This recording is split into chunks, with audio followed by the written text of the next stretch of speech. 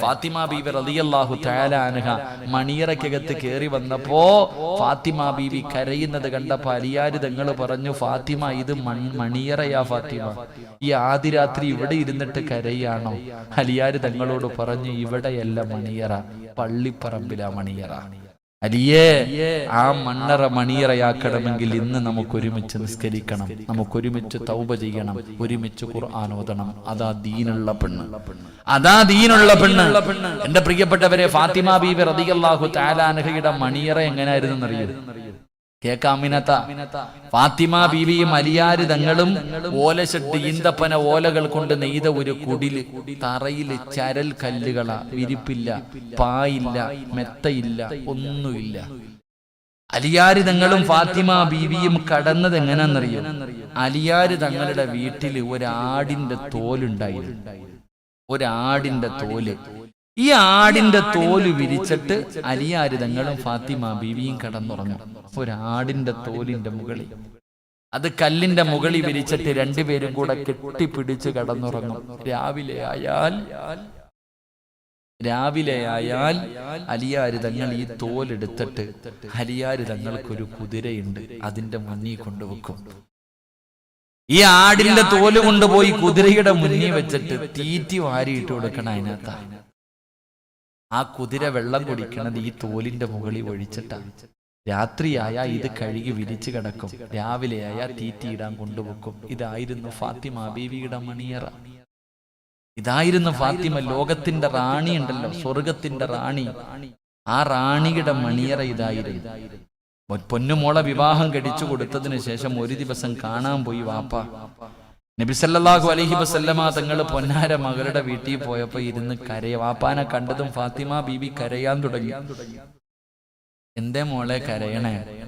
ഭക്ഷണം കഴിച്ചിട്ട് 3 ദിവസമായി വാപ്പ പട്ടിണിയാ. കെട്ടിച്ചു വിട്ട മകള് വാപ്പാനോട് പറയാ, വല്ലതും കഴിച്ചിട്ട് 3 ദിവസമായി വാപ്പ, എനിക്കൊട്ടും വയ്യ. നമ്മളാണെങ്കിൽ പറയും, എല്ലാം വാരി കെട്ടിക്കോ, പോകാം, പൊറുതിയൊക്കെ മതി, വാ മോളെ, അടുത്ത വണ്ടി കയറ്റി വീട്ടിൽ കൊണ്ടുവരും. ഫാത്തിമ ബീവി കരളിന്റെ കഷ്ടമെന്ന് മുത്തുനബി പറഞ്ഞ പൊന്നുമോള് വാപ്പാനോട് പറയാ, വല്ലതും കഴിച്ചിട്ട് 3 ദിവസമായി വാപ്പ. കരഞ്ഞോണ്ട് പറഞ്ഞപ്പോ മുത്തുനബി പറഞ്ഞ എന്തെന്നറിയോ? ഇനി വാ മോളെ, ഇനി വാ. തന്റെ പൊന്നാര മകളെ അടുത്ത് വിളിച്ചിട്ട് പറഞ്ഞു, വലിയ അബീകാറുമ്പോൾ, നീ വല്ലതും കഴിച്ചിട്ട് 3 ദിവസമല്ലേ ആയുള്ളൂ, ഞാൻ 4 ദിവസമായി മോളെ എന്തെങ്കിലും തിന്നിട്ട്. അതാ വാപ്പ. മോള് പറഞ്ഞു കൊടുത്ത്, വാപ്പ ഞാൻ വല്ലതും കഴിച്ചിട്ട് 3 ദിവസമായി. വലിയ അബീകാറുമ്പോൾ, നിന്റെ ഉപ്പ വല്ലതും തിന്നിട്ട് 4 ദിവസമായി മോളെ. ഫാത്തിമ ബീവി കെട്ടിപ്പിടിച്ചിട്ട് കരയാ, എന്റെ ഉപ്പാനോട് ഞാൻ പരാതി പറഞ്ഞല്ലോ അല്ലാ. അങ്ങനെ വേണം മോളെ വളർത്താൻ, അങ്ങനെ വേണം മോളെ വളർത്താൻ. ആ വാപ്പായും മോളും തമ്മിലുള്ള ബന്ധം, വാപ്പായോട് പെമ്മക്കൊക്കെ വലിയ സ്നേഹവാ. ഉമ്മയോടല്ല സ്നേഹം പെമ്മക്കൊക്കെ, വാപ്പാമാരോട് വലിയ സ്നേഹവാ. റസൂലുള്ളാഹി സ്വല്ലല്ലാഹു അലൈഹി വസല്ലം തങ്ങൾ മരിക്കാൻ കിടക്കുമ്പോ, രോഗം പിടിച്ചിട്ട് വീടിന്റെ അകത്ത് കിടക്കുമ്പോ ഫാത്തിമ കാണാൻ വന്നു. വാപ്പാടെ കിടപ്പ് കണ്ടപ്പോ ഫാത്തിമ കരയാൻ തുടങ്ങി, സഹിക്കാൻ പറ്റണില്ല. പൊന്നുമോളെ അടുത്ത് വിളിച്ചു. പൊന്നുമോളെ അടുത്ത് വിളിച്ചിട്ട് ഫാത്തിമ ബീവിയോട് മുത്തുനബി പറഞ്ഞു, ഫാത്തിമ, ഉപ്പാടെ മരണം അടുത്തു മോളെ, ഒരുപാട് അടയാളങ്ങളൊക്കെ കാണുന്നു, വാപ്പാടെ മരണം അടുത്ത്, മോള് കരയരുത് കേട്ടാ. മുത്തുനബി അങ്ങോട്ട് പറയുമ്പോ ഫാത്തിമ ഒരൊറ്റ നിലവിളിയാ. റസൂലുള്ളാഹി തങ്ങള് പറഞ്ഞു, എന്റെ മരണം അടുത്തു ഫാത്തിമ, ഞാൻ പോവാ, എന്റെ മോള് കരയരുതെന്ന് പറഞ്ഞപ്പോഴത്തേക്ക് സഹിക്കാൻ പറ്റിയില്ല. ഫാത്തിമയ്ക്ക് പൊട്ടി അങ്ങോട്ട് കരഞ്ഞു. അങ്ങനെ വാ പൊത്തി പിടിച്ചിട്ട് ഫാത്തിമ കരയാ. തന്റെ പൊന്നാര മകള് കരയുന്നത് കണ്ടപ്പോ വിളിച്ചു, ഇങ്ങ് വാ മോളെ. പിന്നെ അടുത്ത് വിളിച്ചു. അപ്പൊ ഒരു രഹസ്യം പറയട്ടെ ഫാത്തിമ, എന്തേ ഉപ്പാ, ഞാൻ പോയാ എന്റെ മോള് തൊട്ടു പുറകിലുണ്ട് കേട്ടോ, അടുത്ത നീയാ ഫാത്തിമ. റസൂലുള്ളാഹി തങ്ങൾ ഫാത്തിമ ബീവിയുടെ ചെവിയിൽ പറഞ്ഞു കൊടുത്ത രഹസ്യം എന്തെന്നറിയോ? വാപ്പാടെ തൊട്ടു പുറകിൽ മോളും ഉണ്ട് കേട്ടാ. ഞാൻ മരിച്ചതിന് ശേഷം എന്റെ കുടുംബത്തിൽ ആദ്യം മരിക്കുന്നത് നീയാ മോളെ. ഒരൊറ്റ ചിരിയാ ഉപ്പാ. പാപ്പ മോളോട് മരിക്കുമെന്ന് പറഞ്ഞപ്പോഴും ഫാത്തിമ ചിരിച്ചു. ആയിഷ ബീവി റളിയല്ലാഹു തആല അൻഹ ചോദിച്ചു, എന്താ ഫാത്തിമ, വാപ്പ പറഞ്ഞ രഹസ്യം എന്താ? ഞാൻ പറയൂല. എന്റെ ഉപ്പ എന്നോട് പറഞ്ഞ രഹസ്യം ഞാൻ പറയൂല. അതാ വാപ്പയും അമ്മയും, വാപ്പയും മകളും തമ്മിലുള്ള ബന്ധം. അള്ളാഹുവേ, ഒരു ആടിന്റെ തോല് വിരിച്ചിട്ട രണ്ടുപേരും കടന്ന് അടിയില്ലായിരുന്നു പെങ്ങളെ. തമ്മിലടിയോ വഴക്കോ ബഹളവോ പിണക്കോ ഈഗോയോ ഒന്നുമില്ലായിരുന്നു. കുറ്റപ്പെടുത്തലോ കളിയാക്കലോ തല്ലലോ ഒന്നുമില്ല. ആ ഓലഷെട്ടിന്റെ അകത്ത് ഫാത്തിമയും അലിയാര് തങ്ങളും രണ്ടു മക്കളും എത്ര കൊല്ലം ജീവിച്ചെന്നറിയോ? അവര് പരസ്പരം അങ്ങോട്ടും ഇങ്ങോട്ടും അടിയും വഴക്കും ബഹളവും ഒന്നുമില്ല. രണ്ടുപേരും ജീവിച്ചു ഒരുപാട് വർഷം. അവസാനം മരിക്കുന്നതിന്റെ തലേ ദിവസം അലിയാര് തങ്ങളുടെ മടിയിൽ തല വെച്ചിട്ട് ഫാത്തിമ ബീവി കടന്നു. എന്നിട്ട് കയ്യെ പിടിച്ചിട്ട് പറഞ്ഞു, ഞാൻ പോവാ, എനിക്ക് പൊരുത്തപ്പെട്ട് തരണം. എന്റെ മരണം അടുത്തു അലിയെ, ഞാൻ പോവാ അലിയെ.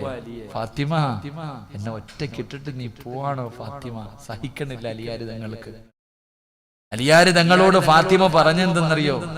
ഞാൻ മരിച്ച എന്നെ കൊണ്ടുപോയി പകല് കബറടക്കരുത്, എന്നെ രാത്രിയിലെ കബറടക്കാവൂ.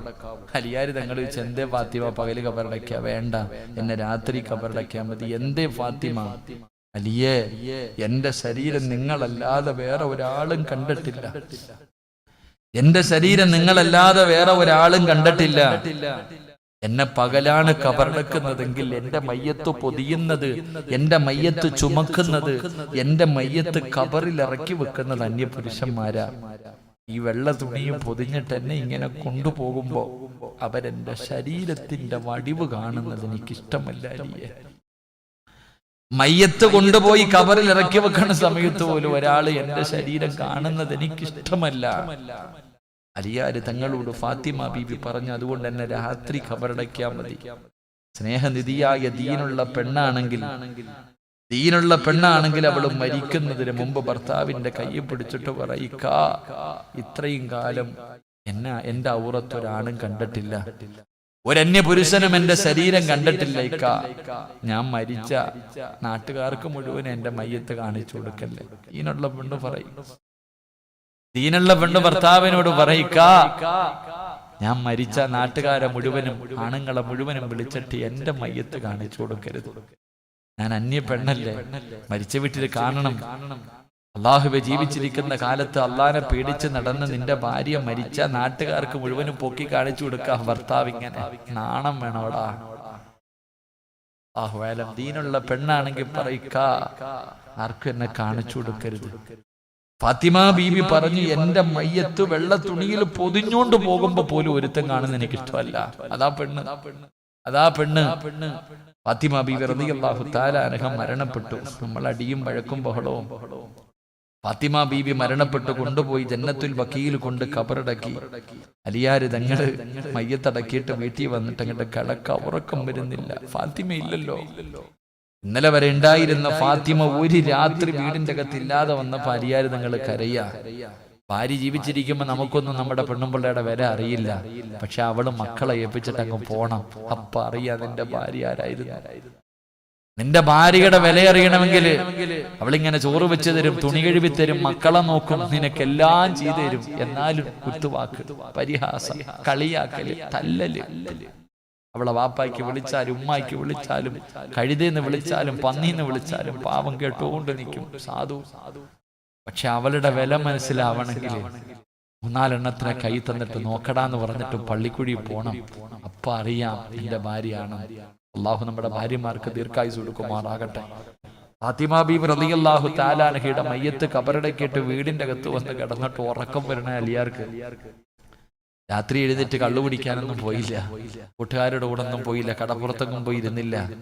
അലിയാര് തങ്ങൾ നേരെ എഴുന്നേറ്റിട്ട് ജന്നത്തുൽ ബഖീൽ ഭാര്യയുടെ ഖബറിന്റെ ചാരത്ത് പോയി. അലിയാര് തങ്ങൾ നേരെ തന്റെ ഭാര്യയുടെ ഖബറിന്റെ ചാരത്ത് പോയിരുന്നിട്ട് അസ്സലാമു അലൈകി യാ ഫാത്തിമ, ഭാര്യയുടെ ഖബറിന്റെ അടുക്ക പോയിട്ട് സലാം പറഞ്ഞു. ഫാത്തിമ ബീവി സലാം അടക്കിയില്ല. ഖബറിൽ കിടക്കല്ല, സലാം അടക്കിയില്ല.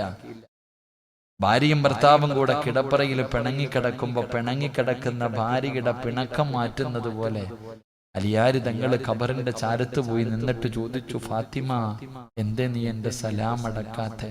എന്നോട് പിണങ്ങിയോ ഫാത്തിമ? എന്നോട് പിണക്കമാണോ ഫാത്തിമ? വീണ്ടും സലാം പറഞ്ഞു, മടക്കു ഫാത്തിമ. അലിയാര് തങ്ങളുടെ സലാം അടക്കണില്ല. അലിയാര് തങ്ങൾ ചോദിക്ക, ഇത്ര പെട്ടെന്ന് നീ എന്നെ മറന്നുപോയോ ഫാത്തിമ? എന്നിട്ടും സലാം അടക്കാതെ വന്നപ്പോ അലിയാര് തങ്ങൾ ഭാര്യയുടെ ഖബറിന്റെ ചാരത്തിരുന്നിട്ട് ഖബറിന്റെ മുകളിൽ കൈവച്ചു. എന്നിട്ട് ഖബറിനോട് ചോദിക്കാം, എന്റെ ഫാത്തിമയ്ക്ക് എങ്ങനെയുണ്ട് അലി? അലിയാര് തങ്ങൾ തന്റെ ഭാര്യയുടെ ഖബറിന്റെ മുകളിൽ കൈവച്ചിട്ട് ഖബറിനോട് ചോദിക്കാം, എന്റെ ഭാര്യയ്ക്ക് എങ്ങനെയുണ്ട്? എന്റെ ഫാത്തിമയുടെ പുതിയ വീട് എങ്ങനെയുണ്ട്? ഖബറേ, എന്റെ ഫാത്തിമ ആരെന്നറിയോ? എന്റെ ഫാത്തിമ ആരെന്നറിയോ? കല്യാണത്തിന്റെ ഒന്നാമത്തെ രാത്രി മണിയറയ്ക്കകത്ത് കയറി ചെന്ന് എന്നോട് നിന്നെ കുറിച്ച് പഠിപ്പിച്ചെന്നവളാ എന്റെ ഭാര്യ. വിവാഹത്തിന്റെ ഒന്നാമത്തെ രാത്രി മണിയറയ്ക്കകത്ത് കയറി ചെന്നപ്പോ ആ ആദ്യ രാത്രിയിൽ നിന്നെ കുറിച്ച് പറഞ്ഞു തന്നിട്ട് നെഞ്ചുപൊട്ടി കരഞ്ഞവളാ എന്റെ ഫാത്തിമ. എന്റെ ഫാത്തിമയെ നീ വേദനിപ്പിക്കരുത്. എന്റെ ഫാത്തിമയുടെ വിശേഷം എന്താ? എന്റെ ഫാത്തിമയോട് എന്റെ സലാം അടക്കാൻ പറയുന്ന ഭാര്യയുടെ ഖബറിന്റെ ചാരത്ത് രാത്രി പോയിരുന്നിട്ട് കരഞ്ഞുകൊണ്ട് പറയാ ഭർത്താവ്. എന്റെ പ്രിയപ്പെട്ടവരെ, ഇങ്ങനെയുള്ളൊരു ജീവിതം വേണമെങ്കിൽ ഇതൊന്നും കഥയല്ലല്ലോ, ഇതൊന്നും വെറുതെ എഴുതി വെച്ചിരിക്കണ ഒരു തിരക്കഥയോ സാങ്കല്പിക കഥയല്ലല്ലോ. ഇത് മുത്തി നബിയുടെ പൊന്നുമോള് ജീവിച്ചതല്ലേ സഹോദരി. അതുകൊണ്ട് എന്റെ പ്രിയപ്പെട്ടവരോട് പറയുകയാ, മക്കളെ വളർത്തുമ്പോ ഈ ചരിത്രങ്ങളൊക്കെ പെൺമക്കൾക്ക് പറഞ്ഞു കൊടുക്കണം, പെൺമക്കൾക്ക് പഠിപ്പിച്ചു കൊടുക്കണം. ആ ജീവിതത്തിന്റെ ചരിത്രങ്ങൾ പഠിക്കുമ്പോൾ ഏതു ത്യാഗം സഹിക്കാനും നമ്മുടെ മക്കൾ തയ്യാറാകും. പിണങ്ങി വീട്ടിൽ വന്ന് അടിയും വഴക്കും ബഹളവും ഇല്ല. അതുകൊണ്ട് റസൂലുള്ളാഹി സ്വല്ലല്ലാഹു അലൈഹി വസല്ലമ തങ്ങൾ പറഞ്ഞു, ഏതെങ്കിലും ഒരു മാതാപിതാക്കൾ ദീൻ പറയുന്ന രീതിയിൽ 2 പെൺമക്കളെ വളർത്തി ദീൻ പറയുന്ന രീതിയിൽ അവരെ വിവാഹം കഴിച്ചു കൊടുത്താൽ ആ വാപ്പയും അമ്മയും നാളെ സ്വർഗത്തിൽ എന്റെ കൂടെയാണെന്ന് ആദരവായ പ്രവാചകൻ നബി മുഹമ്മദ് മുസ്തഫ സല്ലല്ലാഹു അലൈഹി വസല്ലം 2 പെൺമക്കളെ വിവാഹം കഴിച്ചു വിട്ട എല്ലാ മാതാപിതാക്കൾക്കും അള്ളാഹു ഈ പ്രതിഫലം കൊടുത്ത് അനുഗ്രഹിക്കുമാറാകട്ടെ. 2 പെൺമക്കളെ വളർത്തിക്കൊണ്ടിരിക്കുന്ന മാതാപിതാക്കൾ നല്ല നിലയിൽ വളർത്താനും ഈ ദീൻ പറയുന്ന രീതിയിൽ അവരെ വിവാഹം കഴിച്ചു കൊടുക്കാനും അള്ളാഹു ആ മാതാപിതാക്കൾക്ക് ഭാഗ്യം നൽകുമാറാകട്ടെ.